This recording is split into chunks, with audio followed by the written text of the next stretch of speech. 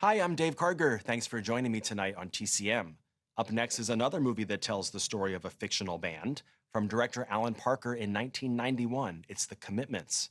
Based on a novel by Roddy Doyle, the movie takes place on the north side of Dublin, where a working class youth named Jimmy Rabbit channels his passion for music by assembling a group of locals to form a band called The Commitments. But Jimmy isn't interested in playing the kinds of music other Irish bands are performing. He wants his band to play soul music in the tradition of 1950s and 60s African American artists like Otis Redding and Aretha Franklin.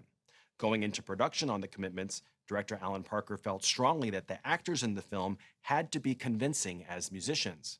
He began by going to Dublin and auditioning roughly 65 different bands.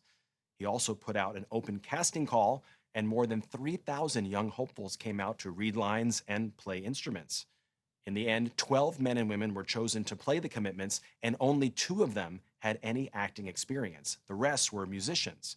Parker spent 5 weeks rehearsing the cast, working on the scenes in the morning and the music in the afternoons. He later recalled, "By the end of the month, we had rehearsed each scene in the film over and over until our 10 musicians had become actors and our 2 actors had become musicians, and all of them had become an accomplished ensemble theatrical group." With all that practice, the shoot went very smoothly, and when the film premiered, many people believed the band on screen was a real band. The movie was especially popular with Irish audiences and remains one of the most successful Irish films of all time. From 1991, starring Robert Arkins, this is the TCM premiere of The Commitments.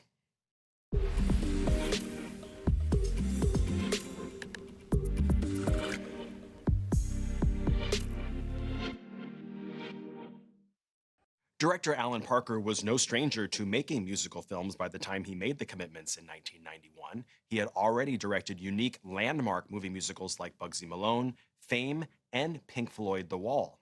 He had also received Best Director Oscar nominations for his work on 2 much darker crime dramas, Midnight Express from 1978 and Mississippi Burning from 1988.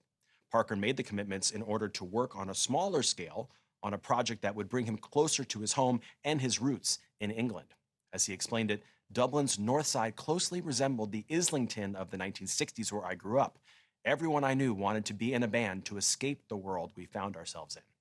Parker felt it was especially important to make the musical numbers in the film feel as if they were live performances.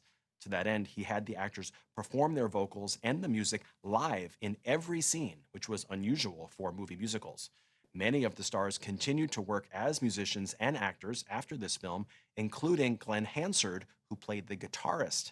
In 2006, Hansard starred in and composed the romantic musical Once, which premiered in the US at the 2007 Sundance Film Festival. It won him the Oscar for the original song, Falling Slowly. Up next, Diane Lane and Laura Dern form a teenage punk rock band in a cult classic from 1982. Next on TCM, ladies and gentlemen, the fabulous Stains. Then, the Last Waltz. And later, Monterey Pop. Rock the night away with TCM. Not a speck of light is showing, so